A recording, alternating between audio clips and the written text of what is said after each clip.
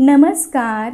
आज आपण तोंडाची चव वाढवणारे 1-1.5 वर्ष सहज टिकणारे चटपटीत आणि चविष्ट असं मिरचीचं लोणचं कसं तयार करायचं हे पाहणार आहोत. विशेष म्हणजे कोणतंही आर्टिफिशियल प्रिझर्वेटिव्हचा वापर न करता अगदी नॅचरल प्रिझर्वेटिव्हचा वापर केलेला आहे आणि पारंपरिक पद्धतीने बनवलेला आहे. हा जो लोणच्याचा मसाला दिसत आहे ना, तो सुद्धा मी घरीच तयार केलेला आहे. विकतचा भेसळयुक्त मसाला घालून हे लोणचं तयार करण्यापेक्षा जर हा मसाला तयार करून तुम्ही असं लोणचं तयार केलं ना, अगदी मस्त असं चविष्ट आणि चटपटीत तयार होतं. तसं पाहायला गेलं तर हे लोणचं बनवायला फक्त 10 ते 15 मिनिटच लागतात. पण बऱ्याच वेळा काय होतं, लोणचं तयार झाल्यानंतर काही वेळाने त्याला बुरशी लागते, रंग, वास, चव बदलते. तर असं होऊ नये यासाठी मी व्हिडिओमध्ये अगदी बारीक सारी गोष्टी सांगितलेल्या आहेत. काय काय काळजी घ्यावी हे सुद्धा सांगितलेलं आहे.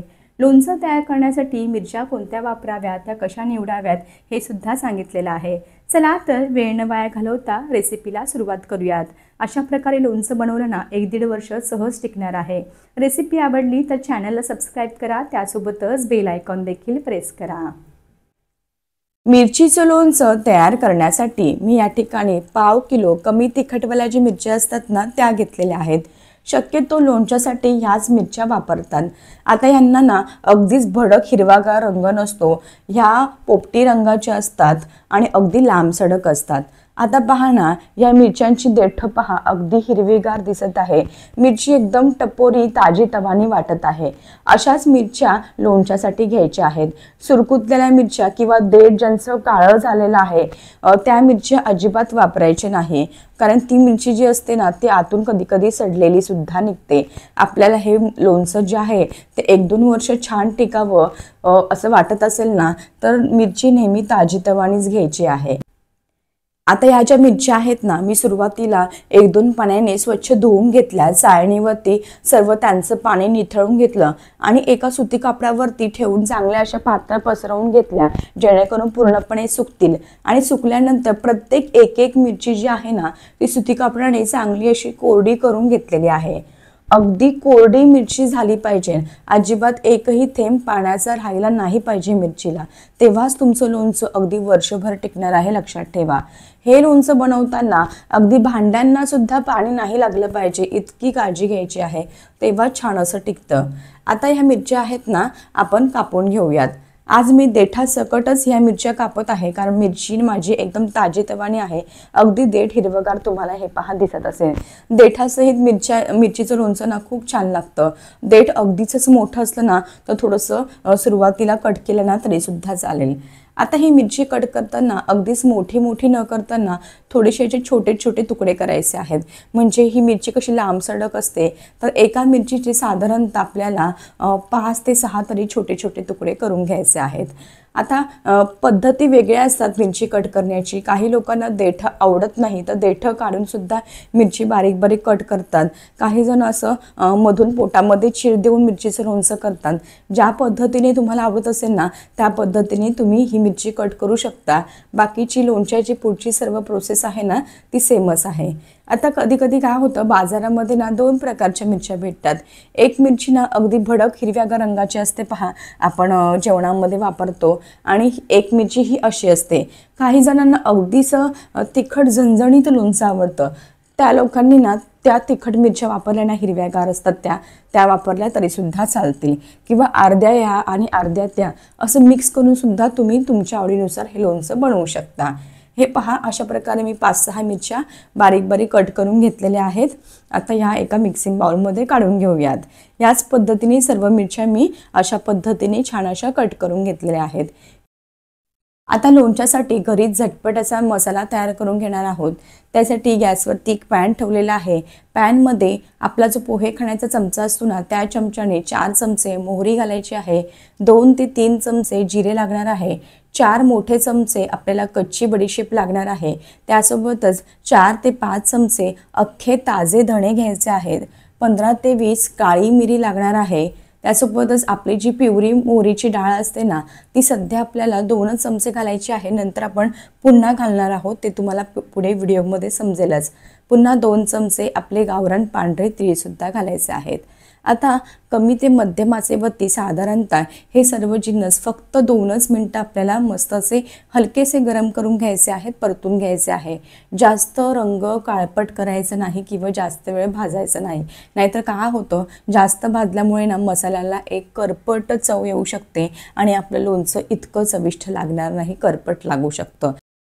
साधारणतः 2 मिनटं झालेली आहे. सर्व साहित्य हलकंसं गरम करून घेतलेलं आहे. तर आता हे भाजलेले सर्व साहित्य एका प्लेटमध्ये काढून घेऊयात आणि पूर्णपणे थंड करून घेऊयात.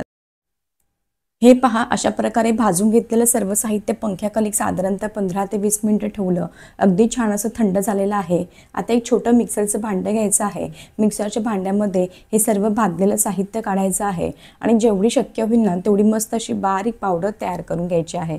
मस्त असा मसाला तयार होतो. अगदी या मिक्सरच्या भांड्याचं झाकण ओपन केल्या गेल्या इतका सुगंध येतो ना की लगेच आपल्याला असं वाटतं की लोणचं खाऊ की काय. हे पहा, अशा प्रकारे छान असं बारीक करून घेतलेलं आहे. ह्या प्रकारचा मसाला तयार झालेला आहे. आता एका प्लेटमध्ये काढून घेऊयात. विकतचा मसाला लोणच्याचा न आणता अशा पद्धतीने घरगुती जर मसाला तयार केला ना, अगदी हायजिनिक पद्धतीने बनतो. त्याचप्रमाणे लोणचं चवीला देखील खरंच खूप छान होतं आणि जास्त वेळ टिकतं सुद्धा. आता आपला मसाला देखील तयार आहे. मिरच्या देखील छान अशा कापून तयार आहेत. लगेचच फटाफट लोणचं बनवायला सुरुवात करूयात. आता हा तयार केलेला सर्व जो मसाला आहे ना घरगुती, या कापून घेतलेल्या मिरच्यांमध्ये घालायचा आहे. आता एक मोठा चमचा आपल्याला हिंग घालायचा आहे आणि एक मोठा चमचा हळद पावडर घालायची आहे. मसाला तयार करताना 2 चमचे पिवळी मोहरीची डाळसुद्धा वापरली होती. आता एक साधारणतः पाव वाटीपेक्षा थोडीशी कमी आणखी पिवळी मोहरीची डाळ जी आहे ना ती आपल्याला अशी मिरचीमध्ये घालायची आहे. आता ही डाळ अशीच न घालता थोडीशी हलकीशी आपल्याला पॅनवरती गरम करून घ्यायची आहे. कारण काय होते, या डाळीमध्ये ना कधी कधी बरीच अशी आर्द्रता असते, पाण्याचा अंश असतो. त्यामुळे गरम करून घ्या हलकीशी डाळ, त्यानंतर वापरा, म्हणजे लोणचं आहे ना ते छान असं टिकेल. हे पहा, मी या पॅनमध्ये गरम केली होती. थोडंसं पॅनला राहिलं म्हणून ती डाळ सुद्धा घालून आता लगेच चवीनुसार मीठ देखील घालायचं आहे. मीठ घालताना थोडंसं जास्तीचं घालायचं आहे, कारण की लोणच्यामध्ये ना आपण मीठ थोडं जास्तीचंच घालतो. कारण की लोणचं ना मिठामुळे सुद्धा बऱ्याच वेळ टिकून राहतं. एक नॅचरली प्रिझर्वेटिव्हचं काम सुद्धा हे मीठ करतं. आता असं मीठ घालून झालं की लगेचच मी या ठिकाणी मोठ्या मोठ्या आकाराचे ना 4 लिंब घेतलेली आहे. या लिंबांचा रस ना मी आता काढून घेते आणि सर्व बिया ज्या आहे ना त्या वेगळ्या काढायच्या आहे. बिया अजिबात लिंबाच्या रसामध्ये राहिली नाही पाहिजे. हे पहा, अशा प्रकारे मी 4 लिंबांचा रस काढून घेतलेला आहे. आपला जो पेला असतो ना, घरगुती पेला, असा पेला सगळ्यांच्याच घरी असेल. जवळजवळ अर्धा पेला लिंबाचा रस तयार झालेला आहे. इतका रस आपण ह्या पाव किलो मिरच्यांसाठी वापरणार आहोत. आज आपण कोणतंही आर्टिफिशियल प्रिझर्वेटिव्ह न वापरता नॅचरली प्रिझर्वेटिव्ह वापर करणार आहोत या लिंबाच्या रसाचा आणि हे लोणचं तयार करणार आहोत. लिंबाचा रस वापरल्यामुळे सुद्धा लोणचं जे आहे ना ते आपलं बऱ्याच वेळ टिकून राहणार आहेत. अगदी नॅचरली प्रिझर्वेटिव्हचं काम हे लिंबाचा रस करणार आहे. हे पहा, आता हा घातलेला लिंबाचा रस आणि इतर जे साहित्य आहे ना ते अगदी व्यवस्थित हे मिरचीमध्ये मिक्स करून घ्यायचे आहेत, एकजीव करून घ्यायचे आहेत. आता अजून एक महत्त्वाची गोष्ट, लिंबाचा रस वापरताना ना लिंबू सडलेलं नको. जर लिंबू सडकं असेल ना तर तुमचं लोणचं खराब होण्याची शक्यता आहे त्या लिंबाच्या रसामुळे. त्यामुळे लिंबू घेताना सुद्धा ताजं तवानं अगदी फ्रेश घ्यायचं आहे आणि त्याच लिंबाचा रस आपल्याला वापरायचा आहे. हे पहा, अशा प्रकारे घातलेला संपूर्ण लिंबाचा रस इतर साहित्यांसोबत मिरचीसोबत अगदी व्यवस्थित मी मिक्स करून घेतलेला आहे. परफेक्ट. जर तुम्हाला लिंबाचा रस वापरायचा नसेल, विनेगर वापरायचं असेल ना तर तुम्ही या ठिकाणी आपला जो छोटा पोहे खाण्याचा चमचा असतो ना, आता असं सर्व साहित्य मिरचीला लावून झालं ना की आपल्याला मेन साहित्य राहतं ते म्हणजे तेल. तेल आपल्याला एका पॅनमध्ये गरम करायला ठेवायचं आहे. आता तेल किती वापरायचं? साधारणतः आपली जी आमटीची मोठी वाटी असते ना त्या वाटीने अख्खी 1 वाटी आपल्याला तेल लागणार आहे. वजनी प्रमाणामध्ये पाहायला गेलं तर पाव किलो मिरचीसाठी आपल्याला 200 ग्रॅम तरी तेल लागणार आहे. तेल सुरुवातीला ना हलकंसं गरम करून घ्यायचं. तेल गरम झालं की लगेचच यामध्ये 1 मोठा चमचा मोहरी आणि 1 मोठा चमचा जिरं घालायचे आहेत. आपण मसाला तयार करताना सुद्धा घातलेले आहेत, मग थोडेसे असे तेलामध्ये सुद्धा घालायचे, म्हणजे मिरची खाताना ना चवीला आणखी छान लागते. हे मिरचीचे म्हणजे हे मोहरीचे आणि जिऱ्याचे अख्खे तुकडे लागल्यामुळे. आता असं जिरं मोहरी परतून झालं की लगेचच अर्धा चमचा पुन्हा हिंग घालायचा आहे। सुरुवातीला आपण मिरचीमध्ये सुद्धा एक मोठा चमचा हिंग घातला होता, आत्ता ह्या तेलामध्ये सुद्धा घालायचं आहे, त्यामुळे चवीला सुद्धा हे लोणचं आणखी छान होतं। आता ना मी या ठिकाणी एक साधारणतः 5 ते 6 मोठ्या मोठ्या गड्ड्या आहे ना लसणाच्या सोलून घेतलेल्या आहेत। साधारणतः 50 ते 60 तरी या लसणाच्या पाकळ्या असतील आणि या पाकळ्या अशाच न घालताना थोड्याशा मी ठेचून घेतल्या, म्हणजे असं फक्त एक थोड्याशा ठेचलेल्या आहे, पूर्ण तुकडे केलेले नाहीत, फक्त असं ठेचून घेतलेलं आहे। हे पहा, आता हा लसूण सुद्धा या तेलामध्ये घालायचा आहे। मिरचीचं लोणचं करताना ना लसूण आवर्जून घाला, त्यामुळे सुद्धा लोणचं ना खूप चवीला छान तयार होतं। आता मी या ठिकाणी तेल सुरुवातीला अगदीच कडकडीत गरम न करता हलकंसं गरम करून घेतलेलं आहे। तेल खूपच गरम केलं ना तर घातलेले सर्व जिन्नस जळू शकतात। आता असं लसूण घातल्यानंतर ना लसूण जो आहे ना तो हलकासा म्हणजे त्याचा रंग बदलेपर्यंत, म्हणजे जास्त रंग बदलू द्यायचा नाही, हलकास त्याच्यामधलं ना पाणी जाऊन द्यायचं आहे, आर्द्रता जाऊन द्यायची आहे, इतपत आपल्याला तेलामध्ये फ्राय करून घ्यायचं आहे। लोणचं मिरचीचं बनवताना लसूण आवर्जून घाला, खरंच चवीला खूप छान तयार होतं।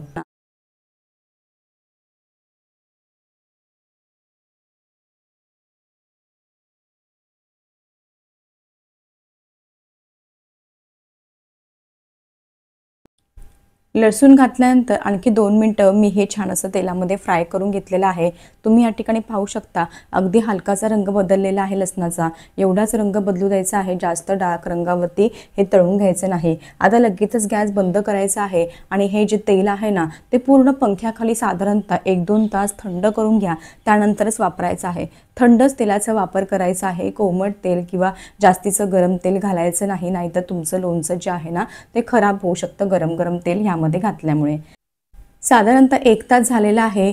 मी जे लिंबाचा रस आणि इतर मसाले मिरचीला लावून साईडला ठेवून दिलेलं होतं, त्यामुळे ना हे सर्व मसाले ह्या मिरचीमध्ये अगदी छान असे मुरले गेलेले आहेत। 1 तास झालेला आहे आणि या ठिकाणी ना 1-1.5 तास मी हे जे तेल आहे फोडणीचं ते पूर्णपणे थंड करून घेतलेलं आहे। अगदी मी बोट जरी घातला ना पूर्णपणे असं थंड लागत आहे, अजिबात कोमट वगैरे नाही। आता हे जे तेल आहे ना फोडणीचं ते मिरचीमध्ये घालायचं आहे आणि चांगलं असं मिक्स करून घ्यायचं आहे। लक्षात ठेवा, गरम तेल किंवा कोमट तेल अजिबात वापरायचं नाही, नाहीतर तुमचं लोणचं जे आहे ते खराब होऊ शकतं। आता हे जे घातलेलं तेल आहे ना फोडणीचं ते मिरचीमध्ये अगदी व्यवस्थित असं मिक्स करून घ्यायचं आहे। हे पहा या पद्धतीने। आता तुम्ही कोणतंही लोणचं पाहायला गेलात, जरी तुम्ही विकतची लोणच्याची बरणी आणली तरी सुद्धा पहा आपलं जे बोट असतं ना अर्ध्या बोटाच्या एवढं वरती तेल असतं, त्याच्यानंतर खाली लोणचं असतं। तेलच हे लोणचं टिकवण्याचं काम करतं, नॅचरली प्रिझर्वेटिव्हचं काम करतं, त्यामुळे ना आपल्याला तेल थोडंसं जास्तीचं घालायचं आहे, तेव्हाच तुमचं लोणचं जे आहे मिरचीचं ते टिकणार आहे। आता मी या ठिकाणी साधारणतः 200 ग्रॅम तेल घेतलं होतं, तरीसुद्धा मला ना थोडंसं तेल कमीच वाटत आहे, म्हणून मी आणखी पाववाटी तेल गरम करून पूर्णपणे थंड करून घेतलेलं आहे। ते तेल सुद्धा आपल्याला यामध्ये घालायचं आहे। तेल सुद्धा मी हे नंतरचं तेल सुद्धा चांगलं कडकडीत गरम करून घेतलं आणि 1 तास थंड केलेलं आहे। हे पहा, हे तेल सुद्धा घालूयात। आता मात्र तेल अगदी परफेक्ट वाटत आहे, मिरचीना तेलामुळे चमकत सुद्धा आहे। त्यामुळे लक्षात ठेवा, जर तुमचं मिरचीच्या लोणच्याला बुरशी लागू नये किंवा खराब होऊ नये असं वाटत असेल ना तर बरणीमध्ये जेव्हा तुम्ही हे लोणचं भरणार ना तेव्हा मिरचीच्या लोणच्याच्या वरती साधारणतः अर्ध बोट तरी तेल असलं पाहिजे, तेव्हाच तुमचं लोणचं टिकणार आहे। कारण काय होतं, हे जे तेल असतं ना, तेल जे आहे ते बाहेरच्या हवेचा संपर्क मिरचीला येऊ देत नाही आणि त्यामुळे आपल्या या लोणच्याला बुरशी लागत नाही, हे मेन कारण आहे। त्यामुळे लक्षात ठेवा, तेल थोडंसं जास्तीचं घालायचं आहे। आता हे घातलेलं तेलसुद्धा व्यवस्थित मी मिक्स करून घेतलेलं आहे, परफेक्ट। आता आपलं ह्या ठिकाणी लोणचं जे आहे मिरचीचं ते पूर्णपणे तयार झालेलं आहे।